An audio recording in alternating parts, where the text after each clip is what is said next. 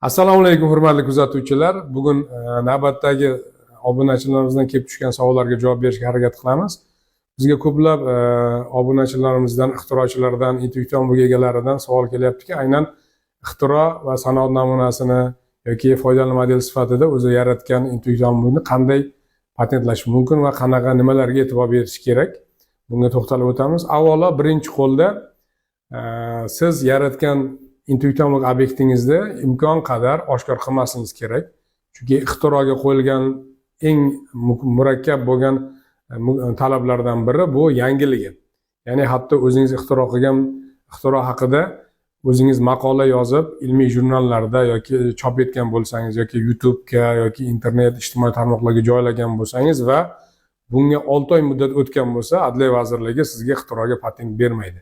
Ya'ni o'zingizni videorolingizni o'zingizga qarshi qo'ygan holda ushbu ixtironi yangilik asosi yo'qoldi deb sizga bermaydi. Bu qonunchilikda belgilangan. Shu bois birinchi to'xtaladigan jihatimiz, e'tibor jihatimiz, ya'ni oshkor qilmasligimiz kerak.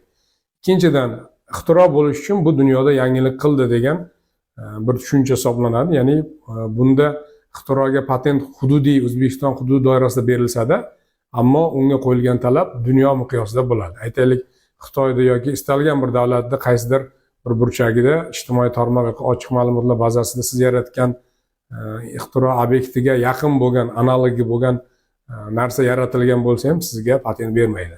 Shuning uchun shu jihatlarga e'tibor qilgan holda mutaxassisga, patent vakiliga murojaat qilishingizni so'rab qolamiz. Chunki juda ko'plab bugungi kunda o'zini patent vakili litsenziyasiga ega bo'lmagan holda o'zini intellektual mulk bo'yicha mutaxassisman deb hisoblaganlar sizda osongina siz bilan shartnoma tuzgan holda siz hujjatlaringizni yozib berish mumkin, ammo patenti chiqishiga kafolat berishmaydi.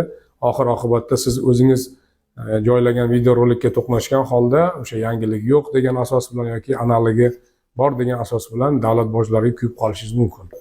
Hurmatli kuzatuvchilar, savollaringizni kutib qolamiz. Biz imkon qadar javob berishga harakat qilamiz. Ixtirochilar, sanoat namunasi egalari, intellektual obyekt egalari bemalol bizga murojaat qilishingiz mumkin. Biz istalgan intellektual obyekt turini O'zbekiston hududida, balki xorijda ham patentlashga, uni himoya qilishga imkoniyatimiz yetarli.